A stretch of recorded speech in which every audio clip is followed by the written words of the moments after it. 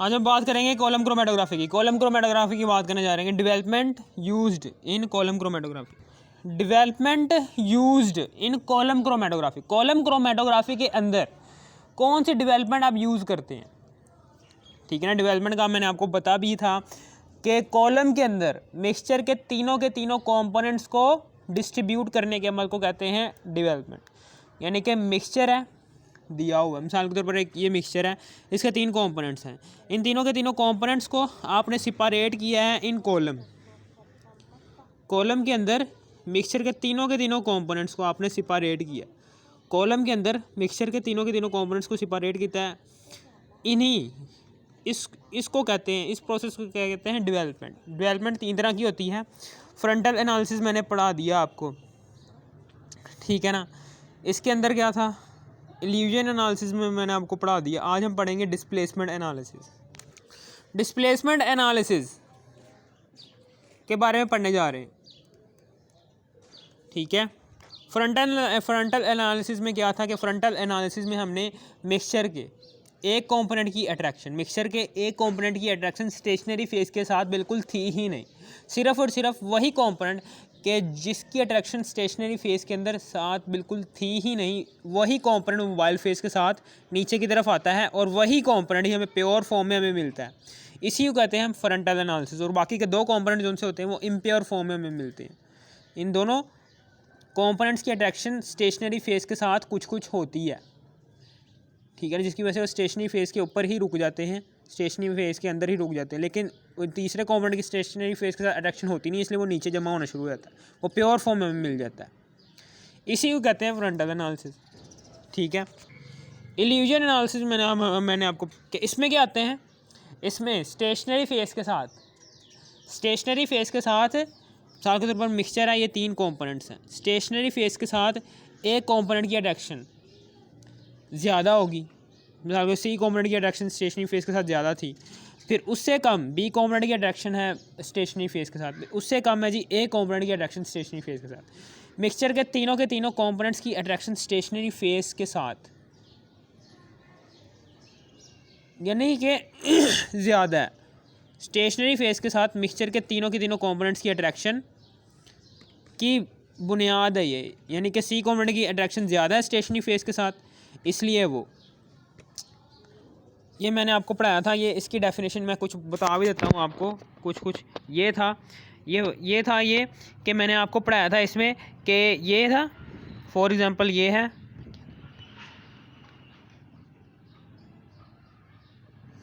ठीक है ना। इसमें हमने क्या पढ़ा था?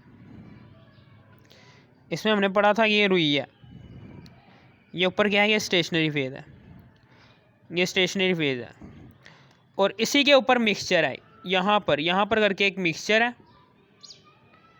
और प्लस इसके साथ क्या है? Stationary phase. इसके साथ क्या है? वो मिक्सचर कंपोनेंट, यानी कि मिक्सचर के तीनों कंपोनेंट यहाँ पर एग्जिस्ट करते हैं, ठीक है ना। और प्लस इसके साथ एक मोबाइल फेज़ है, मोबाइल फेज़ 1, मोबाइल फेज़ 2 और मोबाइल फेज़ 3। 3 तरह की मोबाइल फेजेज़ हैं और इन तीनों को हम कहते हैं टर्नरी सॉल्वेंट।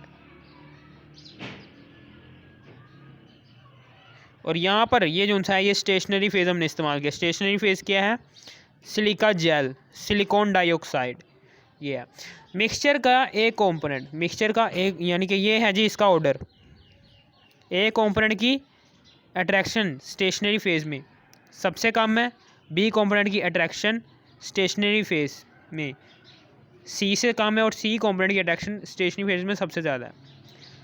पहले चूँकि ए कंपोनेंट की अट्रैक्शन स्टेशनरी फेज़ में से बिल्कुल ही कम है, यानी कि ये जो सा ए कंपोनेंट है इसकी अट्रैक्शन स्टेशनरी फेज़ के साथ कम है, बी कंपोनेंट की ज़्यादा है, इससे ज़्यादा सी कंपोनेंट की सबसे ज़्यादा है। तो सबसे पहले तो ए कंपोनेंट जो सा है, ठीक है ना, ये नहीं कि है ही नहीं, स्टेशनरी फेज़ ने ए बी और सी तीनों कंपोनेंट्स को ऊपर रोके रखा है थोड़ा बहुत।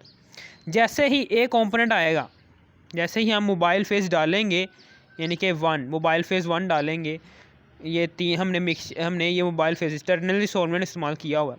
तो क्या होगा कि मोबाइल फेज़ 1 क्या करेगा, मोबाइल फेज़ 1 जब ऊपर से नीचे की तरफ मूव करेगा ना, तो ये क्या करेगा, ये मिक्सचर के उस कंपोनेंट को अपने साथ ले जाएगा कि जिसकी अट्रैक्शन स्टेशनरी फेज़ के साथ सबसे कम है। सबसे ज़ाहिर सी बात है कि मोबाइल फेज़ 1 के साथ वही कंपोनेंट ही सबसे पहले जाएगा ना कि जिसकी अट्रैक्शन सबसे कम होगी, सबसे कमज़ोर होगी। इसको हटाने के लिए आसानी मिलेगी, यानी कि मोबाइल फेज़ क्या करेगा, इसको अपने साथ ले जाएगा और यहाँ पर नीचे करके मोबाइल फेज़ 1 आ जाएगा, यानी कि नीचे E1 इल्यूटिंग सॉल्वेंट और प्लस इसके साथ ए कंपोनेंट मिल जाएगा, और फिर इसको हम एक अलग बीकर में यहाँ पर जमा कर लेंगे। E1 सबसे पहले हम निकाल लेंगे ए कंपोनेंट को निकालने के बाद इसका इल्यूटिंग सॉल्वेंट निकाल लेंगे, यानी कि E1, ठीक है ना। इसको निकाल देंगे। ये लो जी, ये हो गया हमारा। फिर उसके बाद हमने क्या करना है अब उसके बाद जो सा मोबाइल फेज़ 2 होगा, ये जब ऊपर से नीचे की तरफ मूव करेगा ना, तो अब ये बी कंपोनेंट को अपने साथ लेकर आएगा। मोबाइल फेज़ 2 क्या करेगा, ये बी कंपोनेंट को मिक्सचर के बी कंपोनेंट को ऊपर से नीचे की तरफ लेकर आएगा, क्योंकि इसकी अट्रैक्शन सी कंपोनेंट से कम है, इसलिए ये सबसे पहले नीचे आएगा दूसरे नंबर पर। तो अब उसके बाद यहाँ पर नीचे बी कंपोनेंट इकट्ठा होना शुरू हो गया। अब हम नीचे ये स्टॉपर को खोलेंगे, रुई को हटाएंगे और यहाँ से बी कंपोनेंट ले आएंगे नीचे। ये बी कंपोनेंट आ गया हम बीच में। फिर बी कंपोनेंट के साथ इसका जो सा इल्यूटिंग सॉल्वेंट है वो भी आ जाएगा, E2 भी आ जाएगा। फिर हम इसको साइड पर कर लेंगे।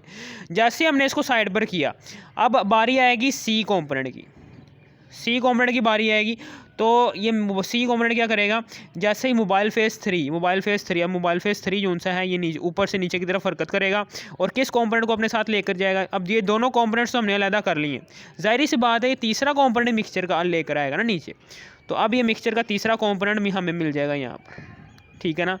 और इसके बाद हम मिक्सचर का सी कंपोनेंट को यहाँ से हटाएंगे और फिर बीकर ला कर रखेंगे। और अब हमें यहाँ पर मिलेगा इसका इल्यूटिंग सॉल्वेंट E3। इस तरीके से हमने ABC प्योर फॉर्म में हासिल कर लिए। इसको हम कहते हैं, इंट्रोडक्शन था ये इल्यूशन एनालिसिस का, ठीक है ना। इल्यूशन एनालिसिस का इंट्रोडक्शन था। लेकिन अब हम बात करने जा रहे हैं डिस्प्लेसमेंट एनालिसिस की। डिस्प्लेसमेंट एनालिसिस में हम क्या करने जाते हैं, डिस्प्लेसमेंट एनालिसिस में कहते हैं कि सबसे पहले तो हम फॉर एग्जांपल चेयर की मिसाल लेते हैं। चेयर है, एक मोटा ताज़ा बंदा आकर बैठ जाता है चेयर के ऊपर, ठीक है ना। एक पतला सा इंसान आकर बैठता है। सबसे पहले एक मोटा ताज़ा बंदा बैठा होता है, ठीक है ना। कमज़ोर सा इंसान आकर कहता है जी यहाँ से उठ जाओ। ज़ाहिर सी बात है उसने उठना तो है नहीं, वो मोटा है, तगड़ा है, उसको पीछे कर देगा धक्का मार के, ठीक है ना।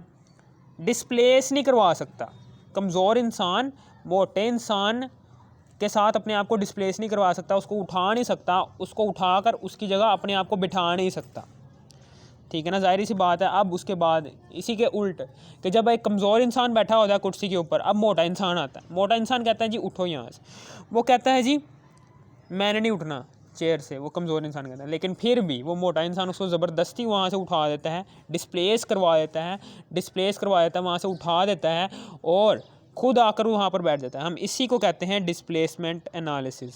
समझ आ गई। प्लेयर है, डिस्प्लेसमेंट उसे भी हम कहते हैं। फॉर एग्जांपल एक प्लेयर है, वो खिलाड़ी क्रिकेट के दौरान ज़ख्मी हो गया है, ठीक है ना। तो उस खिलाड़ी, वो आउट नहीं हुआ, अभी ज़ख्मी हो गया, तो उस खिलाड़ी को हम मैदान में नहीं जाने देंगे खेलने के लिए। अब उसकी जगह नया खिलाड़ी आएगा, डिस्प्लेस करवा दिया गया है। नए खिलाड़ी ने पुराने खिलाड़ी को, इसको हम कहते हैं डिस्प्लेस करवा देना। किसी नई चीज़ को पुरानी चीज़ से डिस्प्लेस करवा दिया है। पुराना खिलाड़ी था, उसकी जगह नया खिलाड़ी आ गया, क्योंकि पुराने खिलाड़ी को चोट लग गई, डिस्प्लेस इसे कहते हैं, ठीक है ना। समझ आ गई आपको। यहाँ पर एक कॉलम है,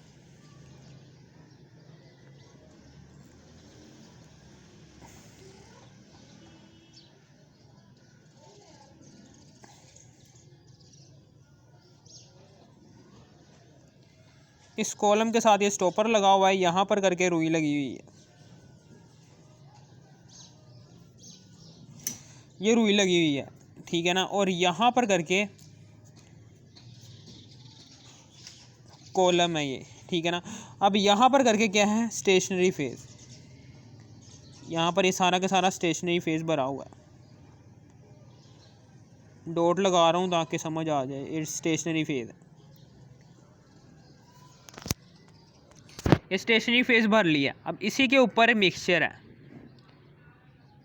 कि जिसके कंपोनेंट्स को हमने अलग करना है, और उसके साथ एक मोबाइल फेज़ है, और उसके साथ ही डिस्प्लेसर लगा हुआ है। यहाँ पर ये क्या है, ये स्टेशनरी फेज़ है। फॉर एग्ज़ाम्पल ये क्या है, ये सिलिका जेल है। यहाँ पर करके क्या है, यहाँ पर करके हमारे पास मोबाइल फेज़ है, फॉर एग्ज़ाम्पल कार्बन टेट्राक्लोराइड हो सकता है, फिर प्लस मिक्सचर है कि जिसके कंपोनेंट्स को हमने अलग करना है, वो मिक्सचर है। यार ये देखो, पहले मोबाइल फेज़ है,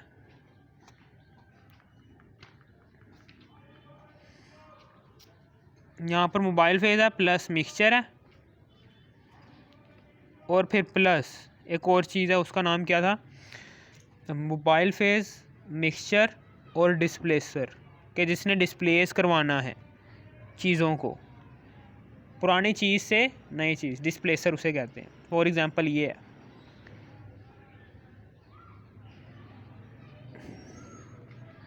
ये डिस्प्लेसर है, ये स्टार सा, और यहाँ पर मिक्सचर है।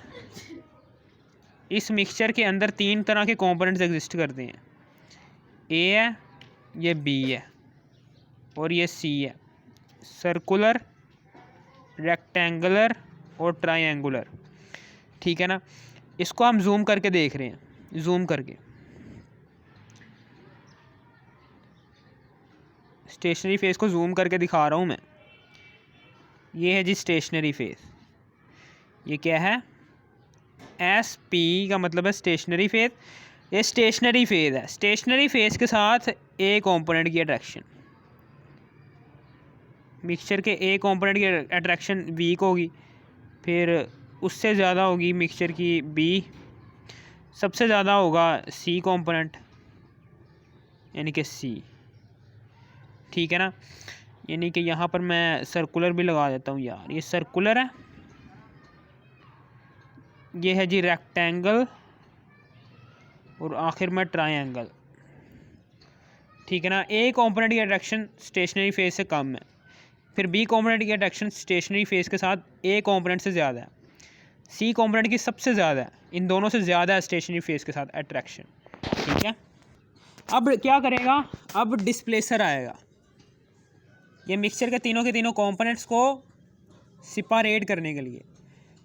ऐसा नहीं है कि है ही नहीं, स्टेशनरी फेज़ के साथ मिक्सचर के तीनों कंपोनेंट्स की अट्रैक्शन है। एक कंपोनेंट की अट्रैक्शन इतनी कमज़ोर भी नहीं है कि ये मोबाइल फेज़ के साथ नीचे ही चला जाए, मोबाइल फेज़ भी है ना इधर, मोबाइल फेज़ के साथ नीचे ही चला जाए। अब हम क्या करेंगे, मोबाइल फेज़ तो हमने यूज़ किया है, उसके साथ डिस्प्लेसर किया है। इस स्टेशनरी फेज़, ए कंपोनेंट की अट्रैक्शन स्टेशनरी फेज़ के साथ इतनी भी कमज़ोर नहीं है कि ये नीचे ही चला जाए मोबाइल फेज़ के साथ, इतनी अट्रैक्शन रखता है कि ये ऊपर ही रहे, अपने आप को स्टेशनरी फेज़ के अंदर ही रखे, ठीक है ना, नीचे मोबाइल फेज़ के साथ जाए ही ना। अब हम क्या करेंगे, अब हम डिस्प्लेसर की बारी आएगी। अब डिस्प्लेसर क्या करेगा, इस ए कंपोनेंट को यहाँ से दफ़ा करेगा, यहाँ से ए कंपोनेंट की अट्रैक्शन यानी स्टेशनरी फेज़, ये स्टेशनरी फेज़ है, यहाँ से इसको बाहर निकालेगा। ए कंपोनेंट है यानी कि सर्कुलर पार्टिकल्स है, इसको यहाँ से रिमूव करवाएगा। चलो जी रिमूव हो गया, जैसे ही रिमूव होगा ये रिमूव हो गया, और यहाँ पर आगे स्टार लग जाएगा,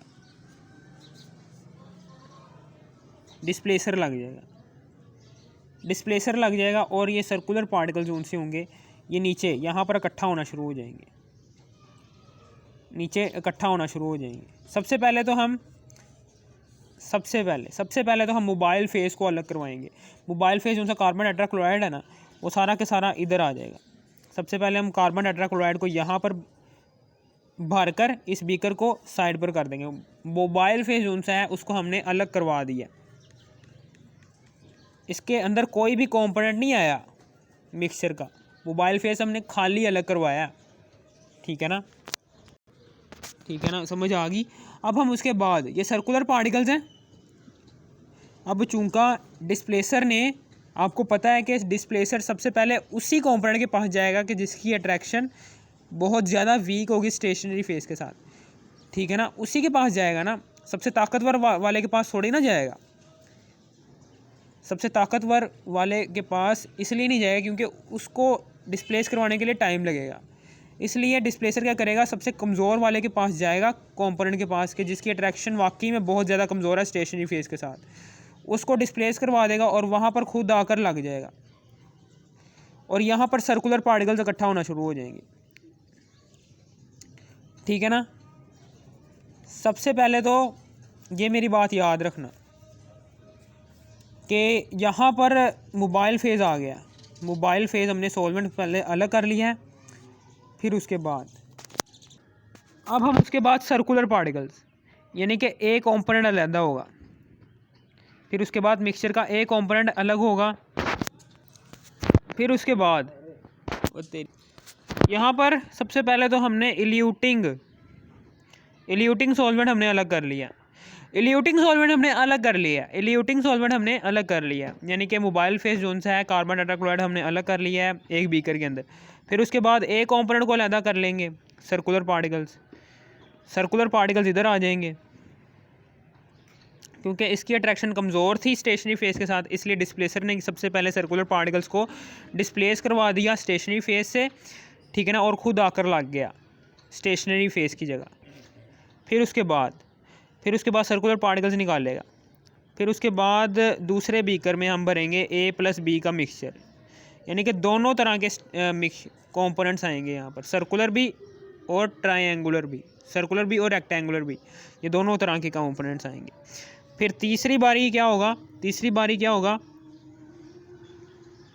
कि डिस्प्लेसर उस कंपोनेंट के पास जाएगा कि जिसकी अट्रैक्शन C से ज़्यादा वीक होगी, यानी कि जाहिर सी बात है B के पास ही जाएगा कि जिसकी अट्रैक्शन वीक है एज़ कम्पेयर टू C की अट्रैक्शन ज़्यादा है, इसलिए उसको डिस्प्लेस करवाने में टाइम लगेगा, इसलिए B कंपोनेंट के साथ B कंपोनेंट को डिस्प्लेस करवा देगा। जैसे B कंपोनेंट डिस्प्लेस होगा यहाँ से और यहाँ पर रेक्टेंगल आ जाएगा। ठीक है, और फिर उसके बाद यहाँ पर मिक्सचर आ जाएगा B+C का, B भी फिर प्लस फिर C भी, B+C का मिक्सचर आ गया नीचे। ठीक है, B+C का मिक्सचर आ गया। अब उसके बाद ठीक है, अब उसके बाद इसके बाद B+C के मिक्सचर के बाद अब हमने C कंपोनेंट का मिक्सचर, C कंपोनेंट है उसको अलग कर देंगे, यानी कि अब क्या करेगा ये डिस्प्लेसर क्या करेगा, अब चूंकि बाकी रह गया क्या है, C कंपोनेंट ही रह गया है ना, तो C कंपोनेंट की जगह ये आकर लग जाएगा ऐसे। और C कंपोनेंट यानी कि ट्रायंगुलर पार्टिकल जोन से हैं वो हमें अलग बीकर में मिल जाएंगे। इस तरीके से हमने मिक्सचर के तीनों कंपोनेंट्स को अलग कर लिया, मिक्सचर के तीनों कंपोनेंट्स को हमने अलग कर लिया। ठीक है, समझ आ गई। यहाँ पर लिख देंगे कि in this technique the interaction components of mixture and stationary phase is very stronger. इस टेक्निक के अंदर क्या होगा, इंटरेक्शन कंपोनेंट्स ऑफ मिक्सचर के कंपोनेंट्स की अट्रैक्शन जो सी है वो स्टेशनरी फेज के साथ स्ट्रोंगर, उस बिना पर हमने इसको यूज़ किया। In this technique the interaction, ये कहना चाह रहा है कि जिस कंपोनेंट की अट्रैक्शन स्ट्रोंगर होगी ना वो सबसे आखिर में हमें मिलेगा, और जिस कंपोनेंट की अट्रैक्शन वीकर होगी वो हमें शुरू में मिल जाएगा। इस तरीके से हमने मिक्सचर के तीनों कंपोनेंट्स को अलग अलग बीकर्स के अंदर सर्कुलर, रेक्टेंगुलर और ट्रायंगुलर अलग अलग कर लिया with the help of displacer, ना कि मोबाइल फेस को हमने अलग एक बीकर में भरा हुआ है, मोबाइल फेस नहीं, डिस्प्लेसर की मदद से। इफ़ ओनली मोबाइल फेज, अगर एक ही मोबाइल फेज हो, run through the stationary phase, जो कि स्टेशनरी फेज के साथ, यानी कि मोबाइल फेज जो सा है ये मोबाइल फेज ये run run through the stationary phase, stationary phase के अंदर से होकर। स्टेशनरी फेज यानी कि मोबाइल फेज का काम क्या होता है, यह हमेशा ऊपर से नीचे की तरफ ट्रैवल करता है, ठीक है ना। If only mobile phase run through the stationary phase, stationary phase से मोबाइल फेज ऊपर से नीचे की तरफ ट्रैवल करता है।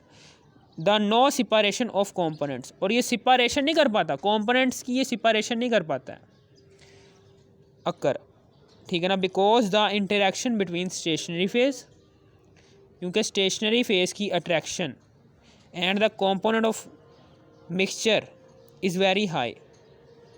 वही बात कहना चाह रहा है कि मोबाइल फेज का काम क्या होता है, ये ऊपर से नीचे की तरफ ट्रैवल करता है, लेकिन ये मिक्सचर के किसी भी कंपोनेंट को अपने साथ लेकर नहीं जाता नीचे, क्योंकि मिक्सचर के तीनों कंपोनेंट्स की अट्रैक्शन बहुत ही ज़्यादा स्ट्रॉन्ग होती है स्टेशनरी फेज के साथ। बेशक इस एक कंपोनेंट की अट्रैक्शन वीक थी बाकी दोनों की निस्बत, लेकिन इतनी भी नहीं वीक थी कि मोबाइल फेज इस एक कंपोनेंट को अपने साथ ही नीचे ले जाए, इतनी भी नहीं वीक थी, ठीक है ना, समझ आ गई। और हमें सिर्फ और सिर्फ खाली यहाँ पर इल्यूटिंग सॉल्वेंट या फिर आप कह सकते हो मोबाइल फेज हमें खाली इस बीकर में मिल जाएगा। हम आगे, सो आ डिस्प्लेसर, एक डिस्प्लेसर होगा, आ सब्सटेंस विच डिस्प्लेस, एक सब्सटेंस विच डिस्प्लेस के जो डिस्प्लेस करवा देगा, which displace the components of mixture. ये डिस्प्लेसर की डेफिनेशन है कि आ सब्सटेंस, ऐसी सब्सटेंस होती है a substance which displace the components of mixture, जो मिक्सचर के कंपोनेंट्स को डिस्प्लेस करवाता रहता है, due to greater affinity with stationary phase, क्योंकि उसकी अट्रैक्शन, डिस्प्लेसर की अट्रैक्शन जो उनसी होती है वो स्टेशनरी फेज के साथ ज़्यादा होती है एज़ कम्पेयर टू मिक्सचर के कंपोनेंट्स के अलावा। यानी कि मेरे कहने का मतलब क्या है कि ये क्या है, डिस्प्लेसर क्या है, displacer a substance which displays the components of mixture because it has high affinity with stationary phase as compared to components of mixture। यानी कि components of mixture जोन से हैं, components of mixture जोन से हैं A, B, C, circular, rectangular और triangular, तीनों के तीनों components की अट्रैक्शन स्टेशनरी फेज के साथ ज़्यादा है, लेकिन डिस्प्लेसर जो सा होता है ये इसलिए इन तीनों कंपोनेंट्स को डिस्प्लेस करवा पाता है क्योंकि इसकी अट्रैक्शन स्टेशनरी फेज के साथ सबसे ज़्यादा है, इनसे भी ज़्यादा है। इसलिए क्या करता है, ये इन तीनों कंपोनेंट्स को यहाँ से हटाता है, पहले इस वीकर को हटाया, फिर उससे स्ट्रोंगर को हटाया, फिर उससे स्ट्रोंगर को हटाया, और ख़ुद आकर लगता जाता है और हमें बारी बारी से बीकर के अंदर मिक्सचर के तीनों कंपोनेंट्स मिलते जाते हैं, ठीक है ना। ये so a displacer a substance which displace, जो डिस्प्लेस करवाता रहता है, ये तो समझ आ ही गई होगी, is used along the mobile phase, ये मोबाइल फेज के साथ यूज़ होता है, यानी कि ये जो सा डिस्प्लेसर है हम मोबाइल फेज के अंदर ही डालकर इस्तेमाल करते हैं। And weekly attracted component is displace, और सबसे पहले वीकली अट्रैक्टेड कंपोनेंट को ही डिस्प्लेस करवाता है ये, फिर उसके बाद उससे स्ट्रोंगर कंपोनेंट को डिस्प्लेस करवाता है स्टेशनरी फेज से, फिर उसके बाद सबसे स्ट्रोंगर वाले कंपोनेंट को डिस्प्लेस करवाता है स्टेशनरी फेज से, और ख़ुद आकर स्टेशनरी फेज के साथ जुड़ता रहता है।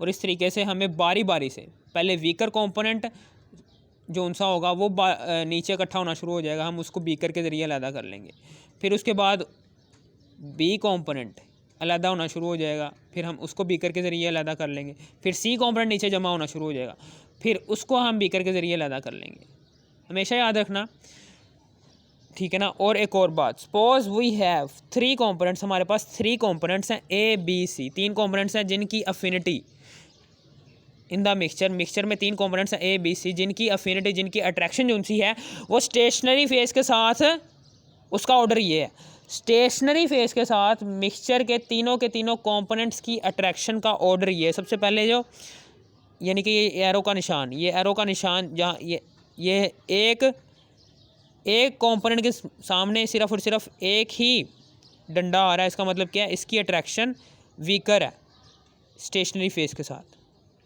और बी कंपोनेंट के सामने 2 डंडे आ रहे हैं इसके, ठीक है ना। इसका मतलब क्या, बी कंपोनेंट की अट्रैक्शन सबसे ज़्यादा है ए कंपोनेंट से, और सी कंपोनेंट की सबसे ज़्यादा है क्योंकि इसके पास 2 डंडे आ रहे हैं और 2 डंडे सी कंपोनेंट ये ज़ाहिर करें कि सी कंपोनेंट की अट्रैक्शन सबसे ज़्यादा है स्टेशनरी फेस के साथ, इसलिए ये सबसे आखिर में हमें प्योर फॉर्म में मिलेगा। बी कंपोनेंट हमें दूसरे नंबर पर मिलेगा। ए कंपोनेंट हमें पहले नंबर पर मिल जाएगा क्योंकि डिस्प्लेसर सबसे पहले कमज़ोर वाले को ही पकड़ेगा, फिर उसके बाद उससे स्ट्रॉन्ग वाले को, फिर उसके बाद उससे स्ट्रॉन्ग वाले को डिस्प्लेस करवाता रहेगा बार बार, ठीक है ना। अब उसके बाद मिक्सचर है ए प्लस बी प्लस सी, ठीक है ना। मैंने वही बात दोहराने जा रहा हूँ, जो सी मैंने बात यहाँ पर लिखी है ना, वही बात दोहराने जा रहा हूँ कि मिक्सचर के अंदर 3 कंपोनेंट्स हैं। सबसे पहले तो ये मिक्सचर है, मिक्सचर के अंदर 3 कंपोनेंट्स हैं। मिक्सचर है, ये ऊपर मिक्सचर है, मिक्सचर के अंदर मिक्सचर कंपोनेंट्स हैं ए है प्लस बी है फिर सी है, 3 कंपोनेंट्स हैं। और फिर उसके बाद इसके साथ ही एक मोबाइल फेज़ भी है, यानी कि मोबाइल फेज़